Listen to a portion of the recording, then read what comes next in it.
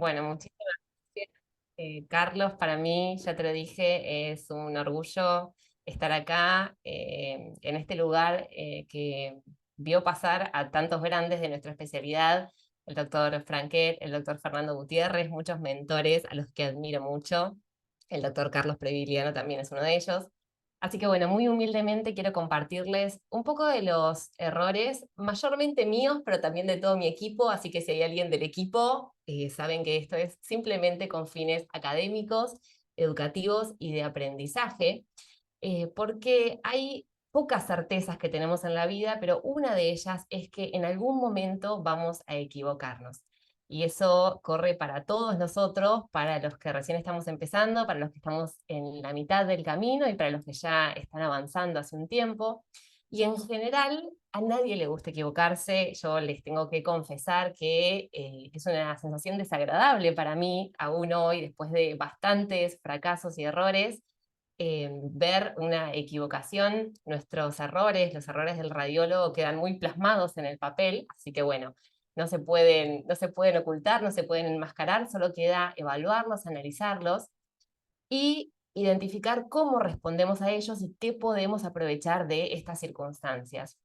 Esta foto me pareció genial para representar cómo nos sentimos la mayoría de nosotros cuando cometemos un error, y la idea de revisar todos estos errores es poder entender que los errores, los fracasos, son un camino necesario para llegar a donde todos queremos llegar, que es a lo que entendemos la cima, ¿no? Al desarrollo profesional, personal en general, porque esto a mi criterio también aplica a la vida, pero puntualmente hoy estamos hablando de radiología.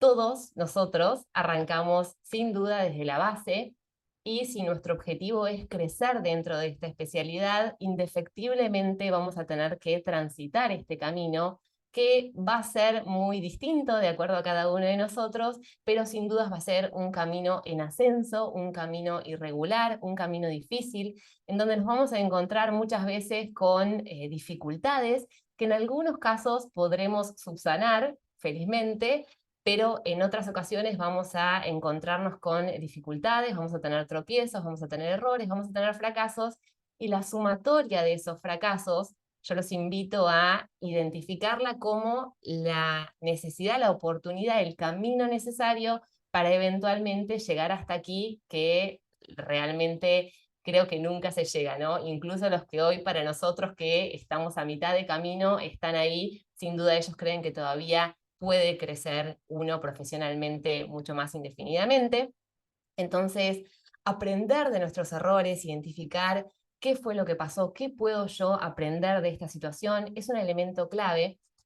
Pero otro elemento clave para mí lo refleja esta frase, que no pude identificar bien quién la acuñó, porque hay muchos autores que reclaman su autoría, y dice así: el hombre inteligente aprende de sus propios errores, pero el hombre sabio aprende de los errores de los demás. Así que en mi objetivo de acompañarlos a ustedes, radiólogos o profesionales de salud sabios, quiero mostrarles estos errores que cometimos en el equipo, para intentar que al momento de que ustedes se enfrenten con estos casos clínicos, quizás no cometan errores o quizás el error sea menos grave, y recuerden estos casos que hoy estuvimos repasando, sin duda les ayuden a hacer un poco más fácil este camino hacia el aprendizaje en radiología. Vamos a empezar a ver algunos de los errores de todo el equipo. Entonces, este primer paciente que les quiero mostrar es un paciente masculino de 46 años. Él consultó a la guardia por dificultad respiratoria y como antecedentes relevantes estaba en cesación tabáquica, estaba haciendo un programa, era tabaquista severo, estaba dejando de fumar. Era pintor de autos, él refería que pintaba autos con aerosol sin protección, y había, dentro de este intento de cesación tabáquica, comenzado a consumir cigarrillo electrónico. Muchos elementos de injuria pulmonar, como pueden ver, un paciente tabaquista severo con antecedente de consumo de tabaco, pintor de autos, pintura en aerosol sin protección de la vía aérea, inicio de cigarrillo electrónico. Y esta es la tomografía con la que nos encontramos nosotros, ¿sí? Fíjense, opacidades pulmonares con áreas de atenuación en vidrio esmerilado, áreas de consolidación. La distribución es bastante interesante de evaluar, porque si bien son consolidaciones pulmonares u opacidades pulmonares periféricas, tienen un respeto relativo del espacio subpleural. Vemos opacidades reticulares, vemos un gradiente ápico-basal, ¿sí? Hay compromiso de lóbulos superiores, pero predominantemente la afectación está en las bases pulmonares. Y lo que nosotros describimos en este primer informe es un patrón de neumonía organizativa, ¿sí? Hallazgos muy típicos, fíjense este signo de la arcada subpleural, el signo de la arcada romana, un patrón perilobular. No teníamos muchas dudas con respecto al patrón, pero sí en su momento mencionamos cambios fibróticos del parénquima pulmonar. Nos parecía que, además de estas opacidades reticulares con áreas de atenuación en vidrio esmerilado, también estábamos viendo de forma subyacente cambios fibróticos, alteración en la arquitectura del parénquima pulmonar, manifestada con estos espacios aéreos quísticos, esta pérdida de volumen de los lóbulos inferiores, dilataciones bronquiales dentro de las consolidaciones. Fíjense, ustedes saben que a los radiólogos nos encantan las reconstrucciones multiplanares. Acá tratamos de identificar el patrón en una reconstrucción coronal, una reconstrucción sagital. Volvemos a ver mucho mejor esto que mencionábamos del gradiente apicobasal, del mayor compromiso en las bases pulmonares, y estas dilataciones bronquiales, estos espacios aéreos quísticos, que de hecho este paciente se discutió en Ateneo y nosotros mencionábamos que nos parecía que esto era un patrón de neumonía organizativa con cambios fibróticos pulmonares. Entonces discutimos al paciente, el equipo tratante decide iniciar tratamiento con corticoides y fíjense lo que pasa cuando el paciente viene 6 meses después a hacerse su tomografía de control. Inicia el tratamiento corticoide, esta es la tomografía previa, esta es la tomografía posterior en un corte bastante similar, y fíjense cómo todos estos hallazgos patológicos del parénquima pulmonar que nosotros habíamos visto al inicio resolvieron casi por completo. Estamos viendo casi un parénquima pulmonar normal. Y acá nosotros dijimos, ¿qué pasó? ¿Qué pasó con este paciente? Porque nosotros estábamos casi seguros de que lo que habíamos visto eran cambios fibróticos. Tenía espacios aéreos quísticos, tenía alteración de la arquitectura pulmonar, tenía dilataciones bronquiales. Y entonces, con este error que cometimos, entendimos que hay cambios pulmonares en la neumonía organizativa que pueden simular cambios fibróticos, alteración fibrótica del parénquima pulmonar, que puede resolver post-tratamiento. Entonces, a partir de este paciente, nosotros tenemos mucho cuidado al hablar de bronquiectasias dentro de consolidaciones pulmonares sin estudios previos, porque podrían ser dilataciones bronquiales reversibles. Acuérdense que bronquiectasia por definición es un cambio irreversible, la fibrosis en general. Así que a partir de este caso somos muy cuidadosos cuando hablamos de cambios fibróticos pulmonares en el contexto de una neumonía organizativa, porque sabemos que esto en realidad es un efecto visual propio de la neumonía organizativa y que puede revertir, depende mucho del paciente y del tratamiento, pero puede revertir ad integrum después del inicio de corticoides. Primer error que tuvimos. Esta segunda paciente, femenina, 75 años, desnutrición severa, EPOC, astenia, adinamia. La paciente nos trae de otro centro una radiografía de tórax frente, fíjense, en donde ya podemos ver la alteración en la radiolucidez de la región apical de ambos pulmones. Esto se puede ver en la región apical del pulmón derecho, pero sobre todo muy marcada en la del pulmón izquierdo. Cuando consulta la guardia de mi institución, le repetimos la radiografía y fíjense qué interesante los hallazgos que vemos, ¿sí? Parece haber un aumento de tamaño de la lesión pulmonar, esta lesión radioopaca, heterogénea, y quizás acá no era tan evidente, pero en la tomografía que pudimos hacerla en nuestra institución, identificamos que esto pareciera una lesión cavitada con contenido heterogéneo en un parénquima pulmonar que está patológico, ¿no? Tiene una alteración de la morfología normal que esperaríamos ver en la radiografía de tórax.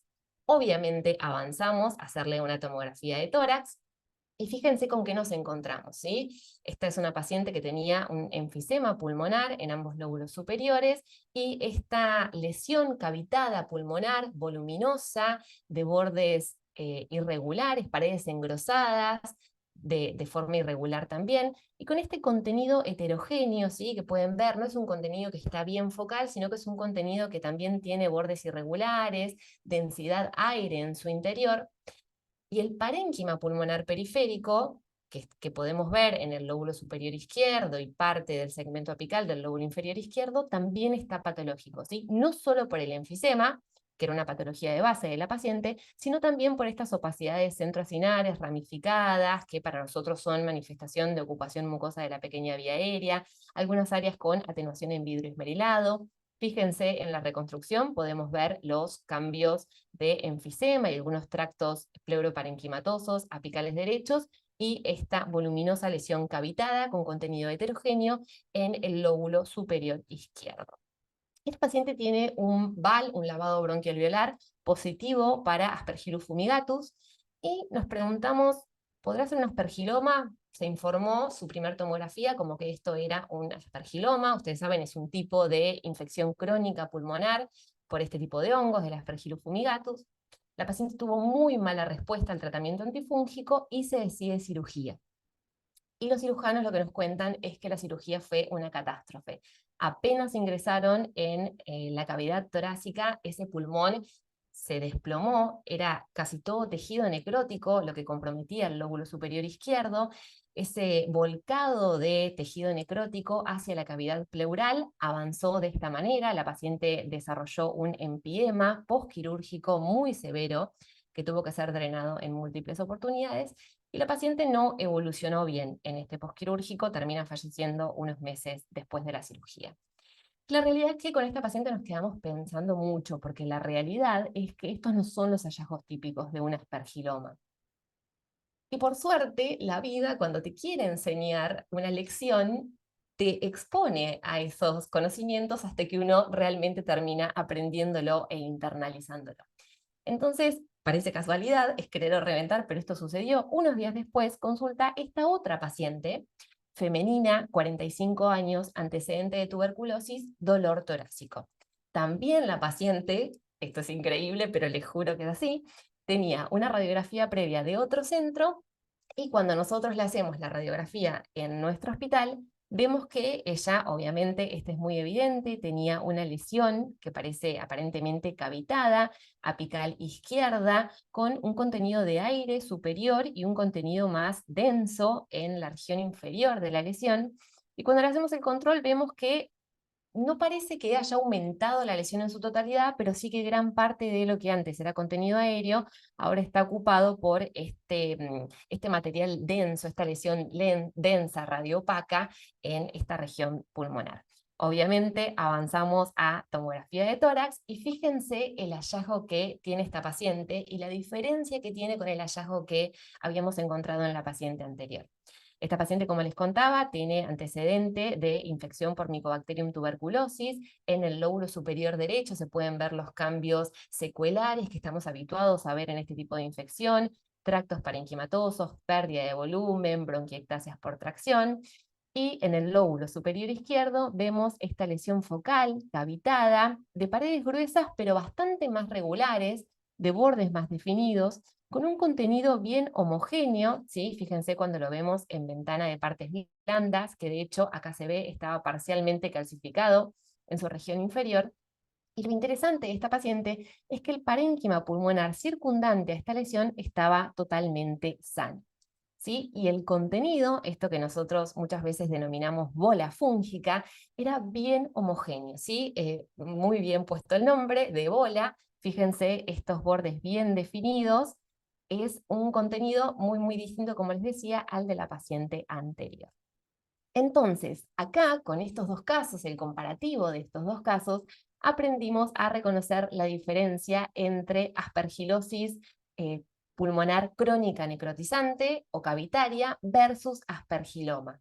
La aspergilosis pulmonar crónica necrotizante en realidad tiene muchos nombres, pueden encontrarlo en la bibliografía como aspergilosis pulmonar crónica cavitaria, aspergilosis pulmonar subaguda invasiva, aspergilosis pulmonar semi-invasiva, y se refiere a un tipo de infección pulmonar crónica por este tipo de hongos, pero su nombre lo indica, hay invasión del parénquima pulmonar.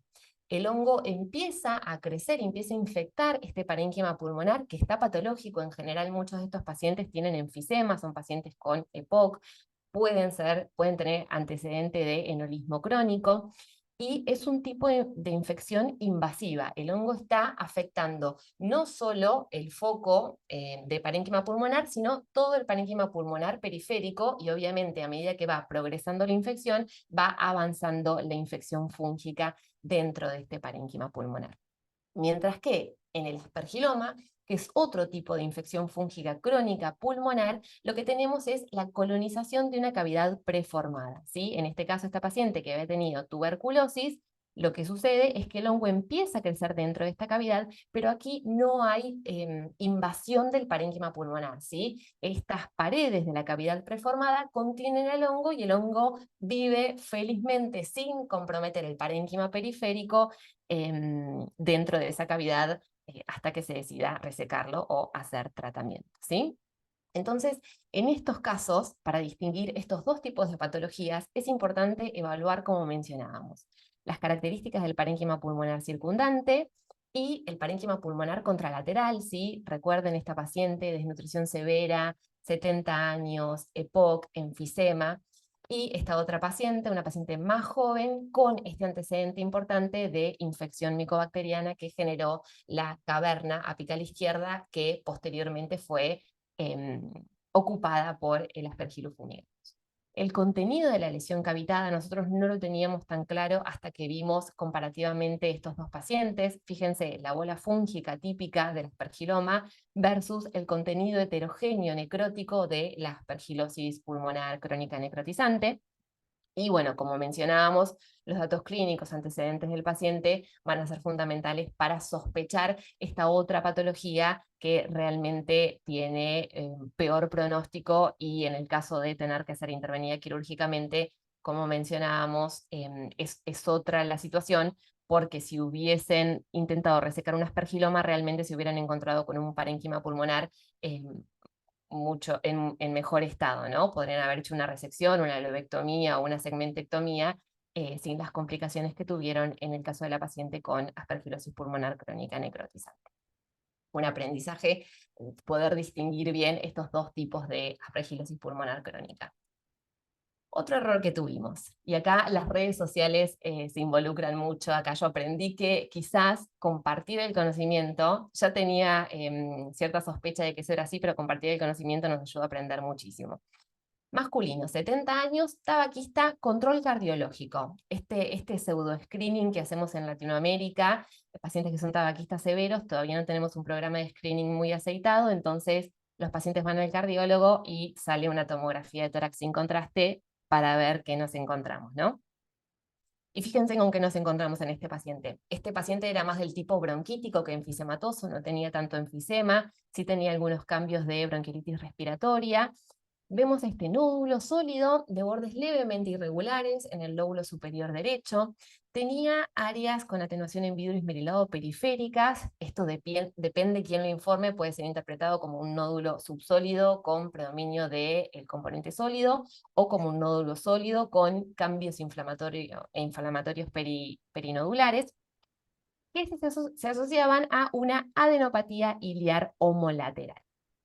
Esto a nosotros no nos gusta nada, ¿no? Es un paciente tabaquista con un nódulo pulmonar único, superior, de bordes irregulares, asociado a una adenopatía iliar. Lo discutimos mucho al paciente y realmente no nos gustó nada la imagen. Procedemos a hacerle esto.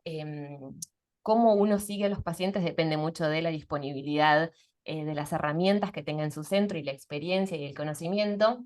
Nosotros tenemos el PET-TC a disponibilidad cuando lo necesitemos, así que procedimos a hacerle este tipo de estudio a este paciente, y nos encontramos que tanto el nódulo pulmonar como la adenopatía iliar eran hipercaptantes.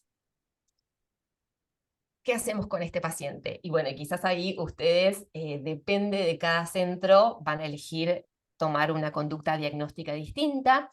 Nosotros fuimos por la mediastinoscopía, se podría haber hecho un EUS, quizás una adenopatía iliar está un poco lejana, pero depende de la experiencia del centro, podría hacerse, o una punción percutánea del nódulo pulmonar. en nuestro hospital se eligió hacer una mediastinoscopía, porque hay mucha más experiencia con esa estrategia, y el resultado de la anatomía patológica de los ganglios, a los cuales se les tomó biopsia en ese procedimiento, tuvieron como resultado un proceso granulomatoso crónico. Teníamos una sospecha, un pretest muy alto, pensando que esto podía llegar a ser un cáncer, así que el equipo eligió creer que este resultado de anatomía patológica había sido un falso negativo y se procedió a hacer la resección del nódulo pulmonar. Los cirujanos hacen una lobectomía superior derecha, pensando que esto podría llegar a ser un cáncer, y la biopsia quirúrgica, para nuestra sorpresa, quizás para Carlos esto no sea tan impresionante, pero dio como resultado una histoplasmosis. Acá en Argentina no somos zona endémica de histoplasmosis, en realidad no voy a ser tan general. En Buenos Aires no somos zona endémica de histoplasmosis, no vemos tantas infecciones fúngicas en pacientes inmunocompetentes, es raro para nosotros, no tenemos mucha experiencia, así que realmente ahí aprendimos a confiar un poco más en la anatomía patológica y a empezar a abrir un poco más nuestro diagnóstico y no pensar en primera instancia que esto puede ser neoplásico, sin sugerir, obviamente, siempre que nos encontremos esta imagen, la sospecha de cáncer va a ser una de las primeras, pero siempre pensar diagnósticos diferenciales potenciales, ¿no? Porque puede suceder. Y lo que nos pasó es, en este afán de compartir el conocimiento, yo publiqué este caso en lo que era Twitter y ahora es X, para mostrarle a la gente, miren lo que nos pasó, miren este pitfall de cáncer de pulmón que encontramos, realmente raro, no tenemos a la histoplasmosis nodular como un patrón frecuente, así que bueno, se los comparto para que sepan que es un pitfall de nódulo pulmonar con adenopatía iliar homolateral. Y hay muchos colegas con muchos conocimientos en redes sociales. Obviamente esto hace que se abra la discusión, qué podría haber sido, qué podría haber pasado, qué podríamos haber hecho distinto con este paciente para que no termine en una lobectomía por una lesión benigna. Y acá este médico especialista en medicina nuclear, creo que es de Brasil, Felipe de Galiza, me dice, yo sin saber, ¿no? Había publicado las imágenes, esto es un flip-flop fungus sign. Y yo estaba mirando los mensajes de ex y la verdad es que desconocía totalmente este hallazgo y él me comparte este artículo. Así que empezamos a leerlo y efectivamente nuestro paciente tenía un flip-flop fungus sign. Para los que no sepan qué es este hallazgo, yo en ese momento realmente lo desconocía, de lo que habla el flip-flop fungus sign o triple F sign, para no complicarnos los que hablamos español, a lo que se refiere este signo es que tengo captación tanto del nódulo pulmonar como de la adenopatía iliar, pero fíjense qué interesante, el nódulo tiene un metabolismo menor al de la adenopatía. Si nosotros sospechásemos que esto es un proceso neoproliferativo, lo que uno esperaría es que el nódulo pulmonar primario, el cáncer de pulmón, tenga una captación más elevada que el de la adenopatía. En cambio, en enfermedades granulomatosas crónicas, esto puede revertirse y puede evaluarse esto que muy bien nuestro colega de Brasil nos había marcado en estas imágenes. Puede pasar que la adenopatía tenga una captación mayor que la del nódulo pulmonar. Así que a partir de acá, cada vez que nosotros vemos un nódulo pulmonar con una adenopatía iliar única homolateral, si el paciente tiene criterio para realizarse un PET-TC, lo que tratamos de identificar es cómo es el SV de cada una de las lesiones para ver si podemos identificar este tipo de patología.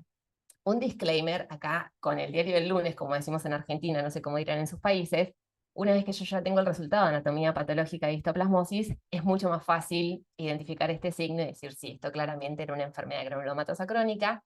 Les voy a confesar que tuvimos este hallazgo, después de conocer este signo, en 2 pacientes, y la realidad es que uno, de todos modos, por más que ve este signo, y este signo es bastante sugestivo de enfermedades granulomatosas crónicas, de todos modos quiere tener algún tipo de confirmación histológica para saber que lo que estamos viendo es realmente una lesión benigna y no un tumor. Pero nos sirvió muchísimo conocer esto del flip-flop fungus sign.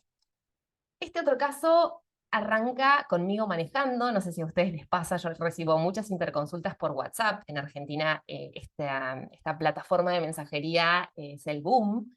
Del momento todos nos comunicamos utilizando WhatsApp. Me escribe un colega, un muy buen clínico de mi hospital, y me dice, necesito tu ayuda, estamos viendo unas imágenes y no tenemos ni idea de qué le puede estar pasando al paciente. Y yo muy prudentemente le digo, espérame que estoy manejando, déjame que llegue a casa y veo el caso.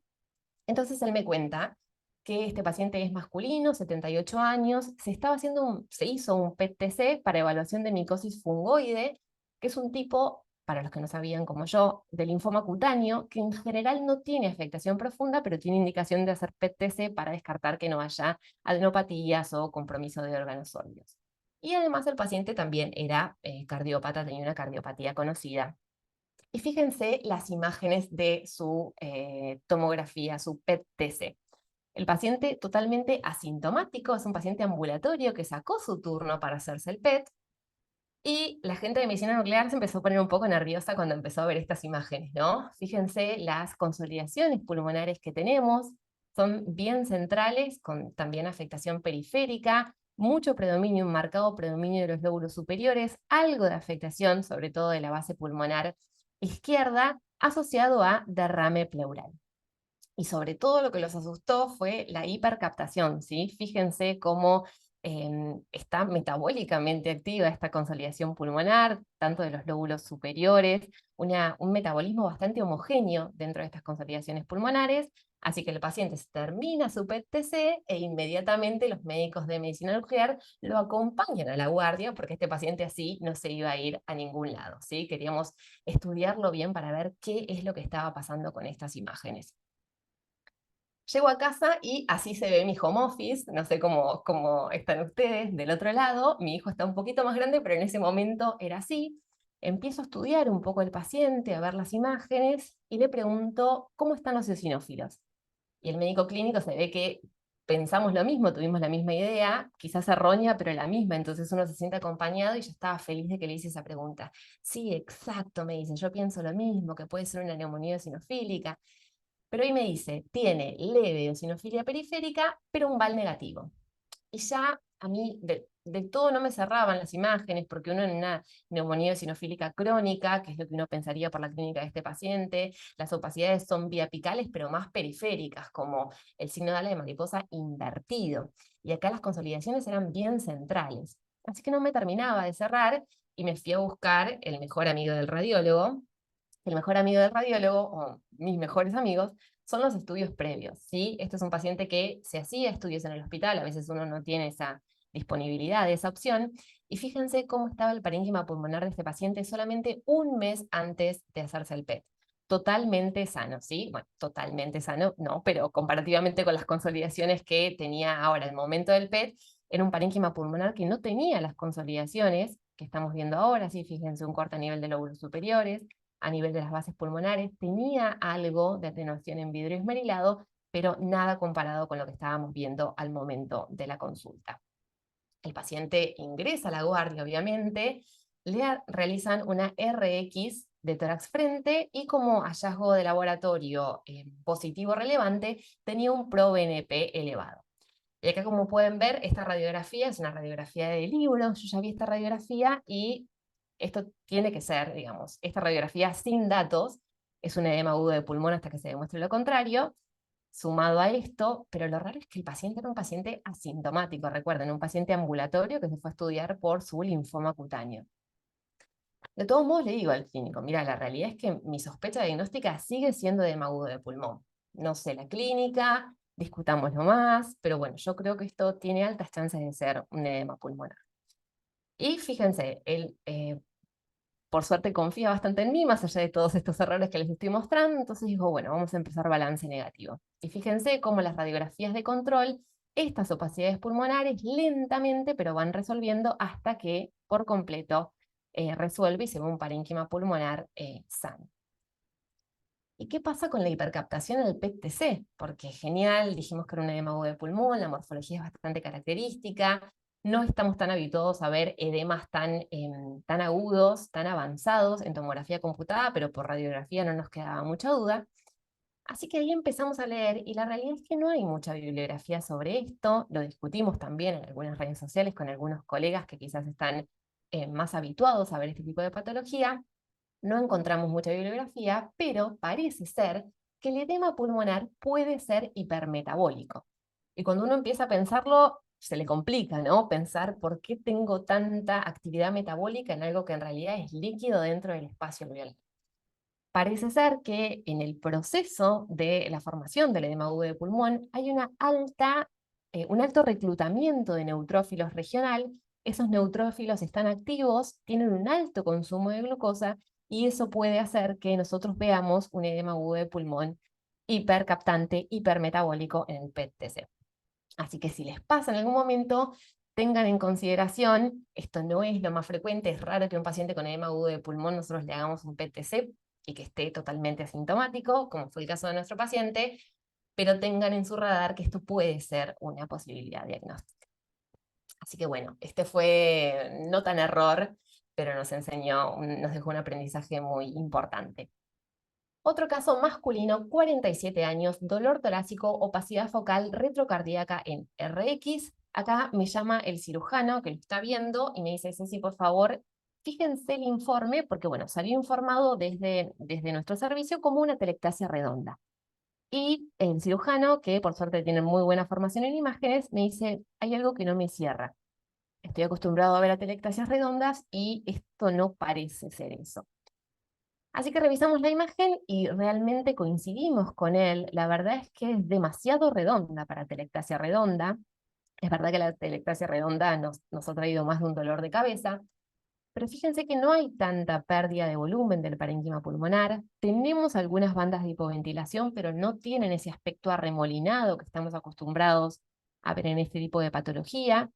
Cuando empezamos a evaluar esta lesión en la ventana mediastinal, vemos que tiene una densidad pareciera bastante sólida con calcificaciones centrales y nos generaba duda cómo estaba la relación con el diafragma, ¿no? Estaba en íntima relación con el diafragma, esto había sido una tomografía de tórax sin contraste, la realidad es que densidades similares no nos permitían ver el límite entre esto que pensábamos que era una lesión pleuropulmonar y el músculo diafragma. Reinterrogando al paciente, el paciente refiere que viene con este dolor desde un traumatismo que había tenido un año previo a la consulta y viene con una tomografía previa que se había hecho en un pueblo del interior de Buenos Aires, en donde veíamos que la lesión ya estaba presente, pero que aumentó de tamaño en estos últimos 2 meses. Esto era 2 meses previos a la consulta en nuestro hospital.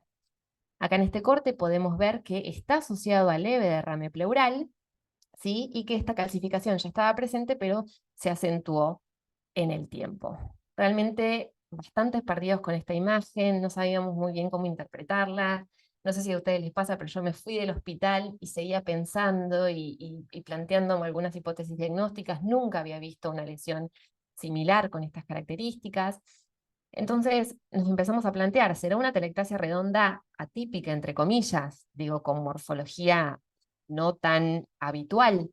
¿Podrá ser un tumor fibroso solitario de pleura?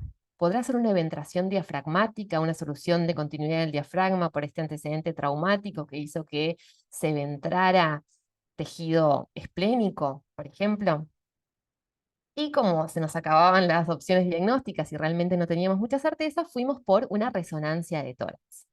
Y en nuestro hospital recién estamos empezando a hacer nuestra experiencia en resonancia de tórax, más dudas que certezas, nos dejó esta tomografía, sí, fíjense acá las diferentes adquisiciones en resonancia, un T2, un T2 FATSAT, un T1.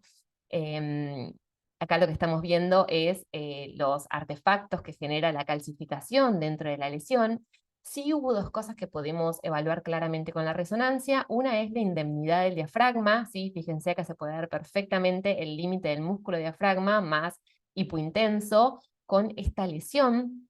La lesión la verdad es que parecía acá como en catáfilas de cebolla, ¿no? Como que tenía diferente contenido, diferente intensidad de señal dentro de esta misma lesión focal.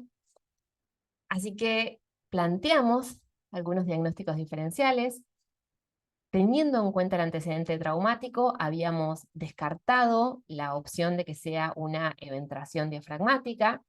Entonces nos empezamos a plantear diagnósticos que tengan que ver con este antecedente traumático del paciente. El paciente refería un dolor muy intenso, incontrolable, refractario al tratamiento analgésico. Entonces se decide la resección quirúrgica y nosotros, no voy a decir contentos porque pobre paciente tuvo una intervención quirúrgica, pero finalmente íbamos a saber qué era esta lesión focal pulmonar y esto terminó siendo un hematoma pulmonar. ¿Sí? Es la primera vez que lo vemos tan floridamente y curiosamente después de que vimos este vimos dos más. Así que claramente los anteriores no los estábamos diagnosticando como corresponde. El hematoma pulmonar es clave tener el antecedente de trauma, que muchos pacientes no lo refieren porque puede haber sido mucho tiempo atrás, entonces no asocian la presencia de esta lesión. Además, recuerden que el paciente venía consultando por dolor torácico, que en su caso era por irritación pleural, pero podemos tener hematomas pulmonares que no afecten, que no irriten tanto la pleura, entonces los pacientes no estarían tan sintomáticos. Y recuerden que el hematoma pulmonar se encuentra dentro de la clasificación de lesiones pulmonares postraumáticas. Tenemos la contusión, tenemos la laceración. La laceración se produce cuando hay una solución de continuidad del parénquima pulmonar y puede tener líquido, aire o sangre. Cuando tiene exclusivamente sangre es cuando hablamos de hematoma pulmonar y la evolución de esta lesión puede ser muy diversa. Puede resolver ad integrum, es decir, sin dejar ningún tipo de lesión en el parénquima pulmonar, pero lleva mucho más tiempo que la resolución de la contusión pulmonar. Eso es, el paso del tiempo, la evolución en el paso del tiempo es un dato importante para hacer diagnóstico diferencial o puede dejar secuelas, como en este caso, que pueden calcificar cuando se cronifican, ¿sí? E incluso recuerden que este paciente iba aumentando de tamaño el hematoma a medida que pasaba el tiempo. ¿Sí? Quizás esto tiene que ver con la irritación pleural y que se sumaba algo de atelectasia al mismo hematoma, pero bueno, ahí aprendimos este diagnóstico diferencial importante de lesión focal benigna en el parénquima pulmonar. Este otro caso me sucedió un domingo a la tarde. A mí me gusta jugar al buraco con mi familia y recibo un mensaje y todos los que estaban jugando ya me miran de reojo porque saben que si es un caso interesante los dejo colgados con el juego, no sigo jugando.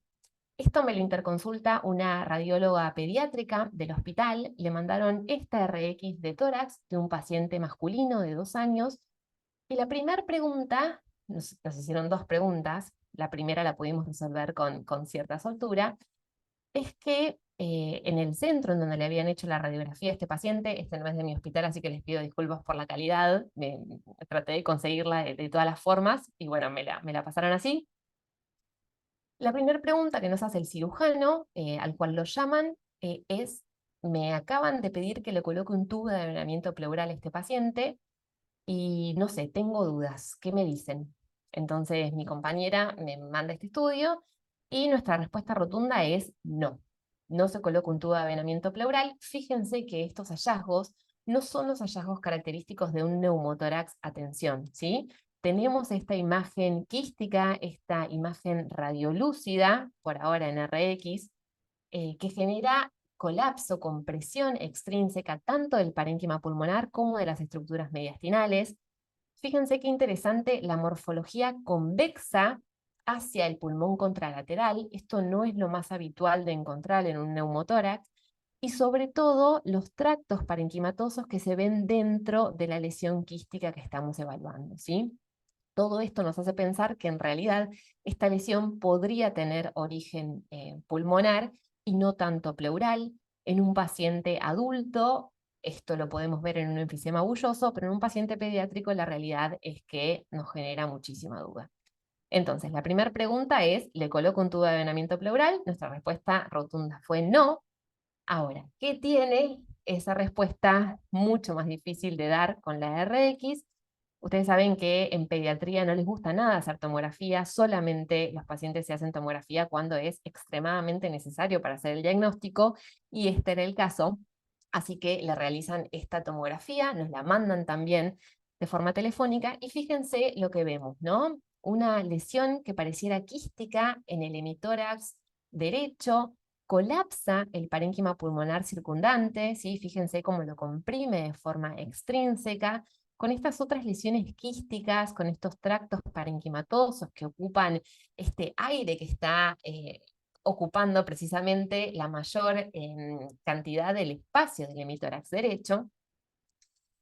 Y realmente nosotros, en mi caso por lo menos, era la primera vez que había visto alguna lesión de este tipo. Estamos acostumbrados a ver CIPAM, las ex-MAC, las malformaciones congénitas de la vía aérea, que pueden ser macroquísticas, pero realmente esto era distinto a todo lo que habíamos visto antes.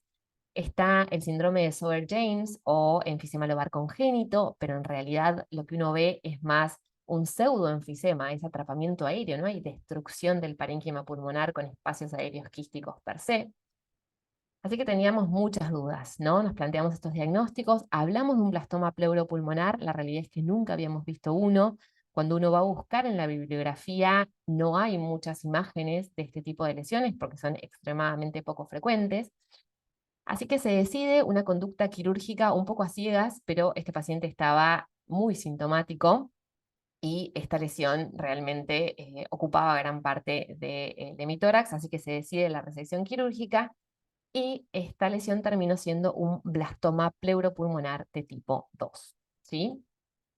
Fíjense, algo que me llamó mucho la atención cuando estaba revisando el caso para mostrárselos, el paciente se hace un PET-TC. Los blastomas pleuropulmonares, ahora vamos a hablarlos, pero son de 3 tipos, 1, 2 y 3. El 2 y el 3 tienen indicación de estadificación porque tienen riesgo de hacer metástasis a distancia. Este paciente se hace un PET-TC postquirúrgico y fíjense cómo el parénquima pulmonar se ve totalmente sano. De hecho, les voy a confesar que cuando abrí el PET-TC pensé que me había equivocado de paciente. Digo, no, no puede ser este el mismo paciente que yo había visto prequirúrgico. Y lo que sucedió es que hicieron la exéresis, la extracción de esta lesión quística pulmonar, y el parénquima pulmonar, que estaba todo colapsado, comprimido de forma extrínseca, reexpandió, y fíjense que acá uno ni siquiera puede imaginar que existía previamente en este paciente esa lesión quística tan exuberante, tan voluminosa. ¿Sí? Y acá les muestro la RX prequirúrgica y la RX postquirúrgica. El pacientito ahora tiene un portacat porque está haciendo, además de la resección quirúrgica, tiene indicación de tratamiento quimioterápico, pero fíjense cómo la resección de la lesión quística permitió que el parénquima pulmonar reexpanda y se vea todo muy bien. Entonces, ¿qué aprendimos de este caso? El blastoma pulmonar es un tumor pulmonar muy poco frecuente que se ve exclusivamente en la infancia. Son lesiones quísticas y acá viene quizás la dificultad del diagnóstico. Son muy heterogéneas en su presentación y como hay tan pocos casos, hay muy poco escrito sobre esto. Pueden tener contenido líquido, pueden tener contenido de aire o pueden tener una mezcla, pueden tener niveles hidroaéreos en su interior y también pueden tener componente sólido, ¿sí? Retrospectivamente, cuando nosotros analizamos la tomografía, ahora, con este conocimiento nuevo que adquirimos, vemos que acá se veían dentro de estos espacios aéreos quísticos engrosamientos parietales irregulares con áreas de densidad un poco más sólida, que ahora entendemos mucho mejor de dónde vienen, ¿no? De este blastoma pulmonar o pleuropulmonar de tipo 2. Tamaño y morfología muy variable, obviamente esto es un tumor, así que va a crecer en el tiempo, y si tuviesen estudios previos, esa va a ser la pauta de que esto no es una MAC, sino un blastoma pleuropulmonar. El diagnóstico diferencial con MAC es importante tenerlo en cuenta. Y como les decía, existen 3 tipos, 1, 2 y 3, que van avanzando, cada uno tiene mayor grado de malignidad, el 3 es el que tiene peor pronóstico y mayor componente sólido, y como les decía, el 2 y el 3 van a ser los que tengan indicación de estadificación porque tienen riesgo de hacer metástasis. Otro casito, este es más reciente, lo tuvimos hace poco, si están los residentes en mi hospital se van a acordar perfectamente.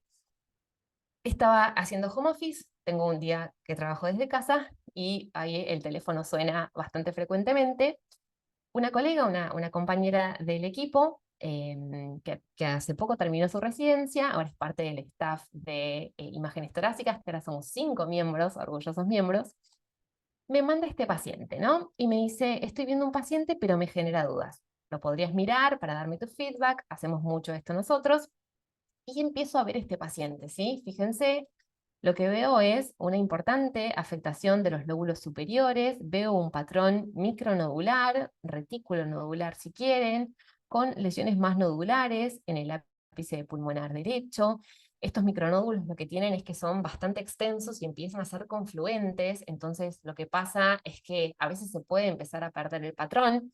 en esta región del parénquima pulmonar, en el ápice pulmonar izquierdo. A veces es difícil de identificar qué tipo de patrón nodular estoy viendo, pero si voy a analizar las áreas menos afectadas del parénquima pulmonar, puedo empezar a identificar que estas opacidades son predominantemente centroacinares y ramificadas, una manifestación de patrón de árbol en brote, y que pareciera ser que hay cierto respeto del espacio subpleural.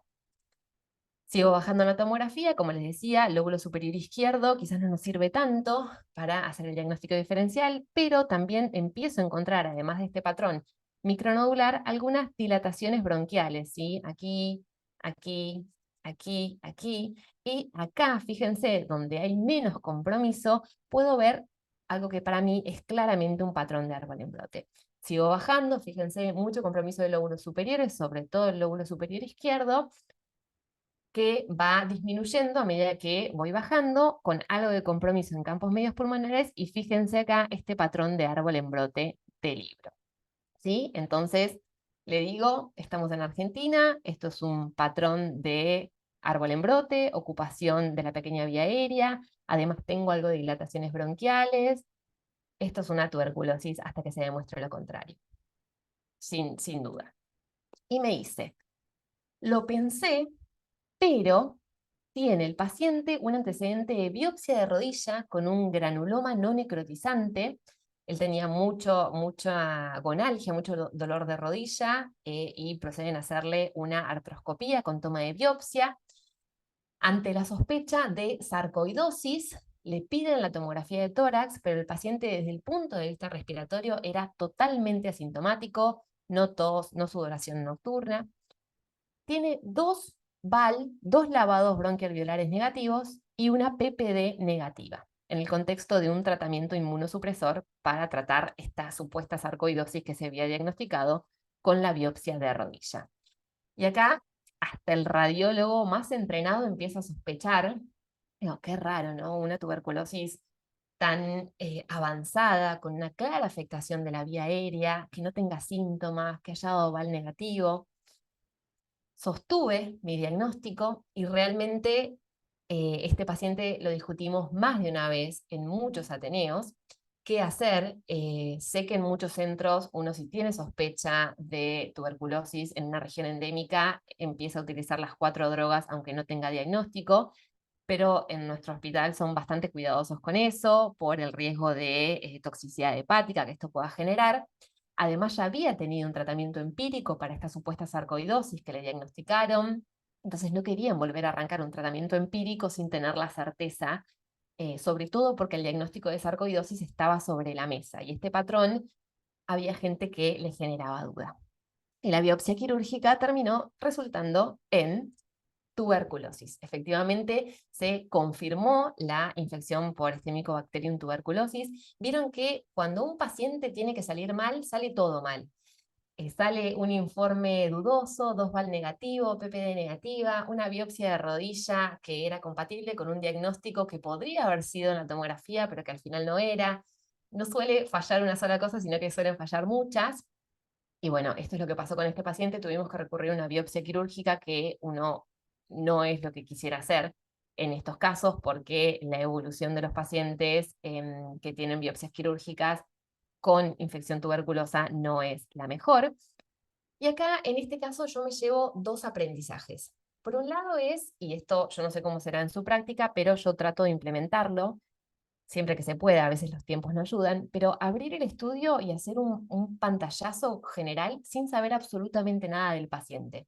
Ni antecedentes, ni historia clínica, ni por qué le piden el estudio, ni si tiene estudios previos. Y a mí es lo que me pasó con este paciente. Yo no estaba sugestionada por ningún tipo de información externa. Abrí la tomografía, analicé el patrón, propuse mi diagnóstico.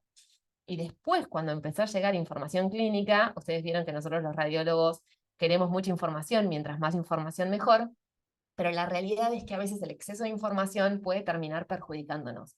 Entonces yo tengo este hábito de, por un lado, hacer un pantallazo general muy rápido de la imagen que tengo que informar para tratar de orientar mi mente hacia dónde voy, y después sí, una vez antes de hacer el informe, una vez que hice este pantallazo general, recabar la mayor cantidad de información que tenga, porque obviamente la información siempre nos va a ayudar a hacer un buen diagnóstico.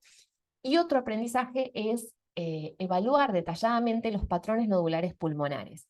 Porque los casos típicos son muy fáciles, esto lo aprendemos la mayoría cuando estamos en los años tempranos de la residencia, pero la realidad es que a veces cuando estos patrones nodulares son muy extensos y confluentes, ese patrón se empieza a perder, entonces uno tiene que ir a buscar características imagenológicas un poquito más detalladas para afinar el diagnóstico, ¿sí?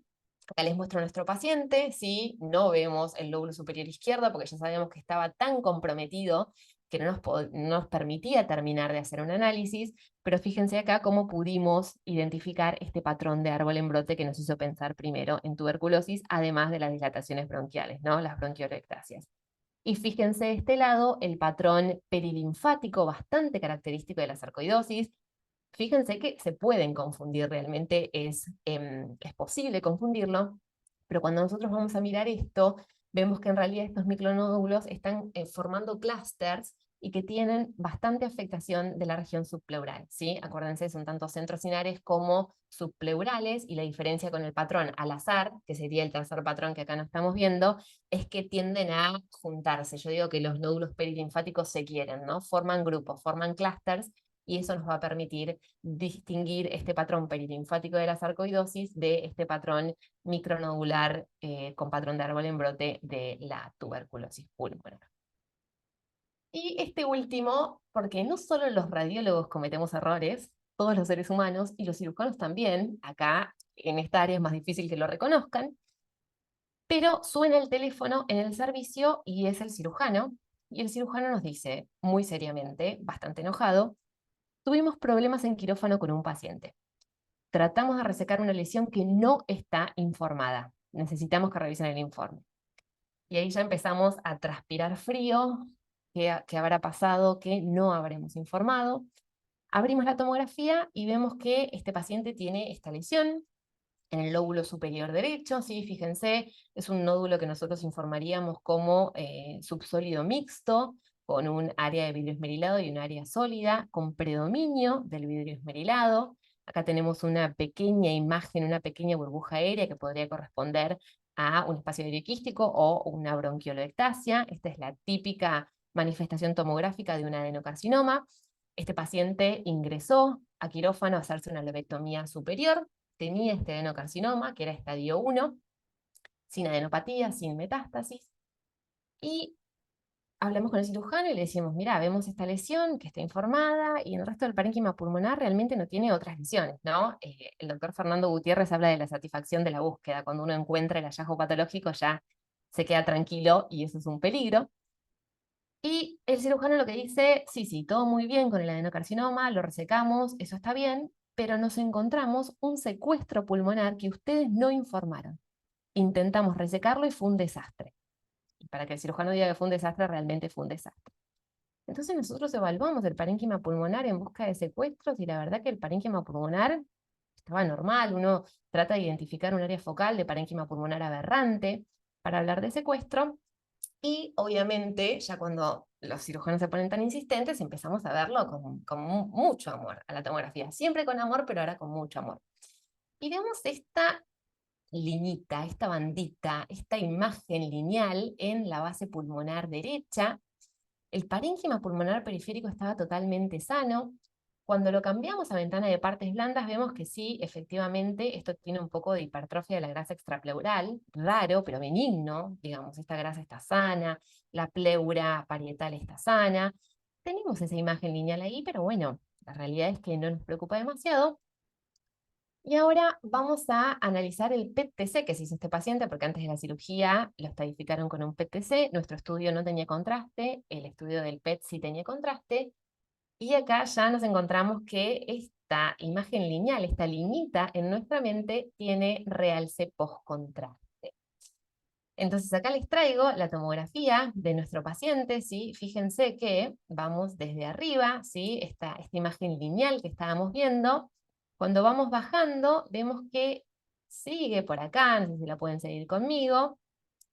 Está colapsada cuando atraviesa el diafragma, Y cuando vamos más abajo, la encontramos acá, y esta liñita, para nosotros, en la base del parénquima pulmonar, en realidad es una rama arterial del tronco celíaco, ¿sí? Fíjense acá, después de que vimos esto, hicimos reconstrucciones en MIP, que nos permite ver mucho mejor los vasos, y fíjense cómo tengo esta rama arterial del tronco celíaco, irrigación sistémica, irrigando parte de parénquima pulmonar.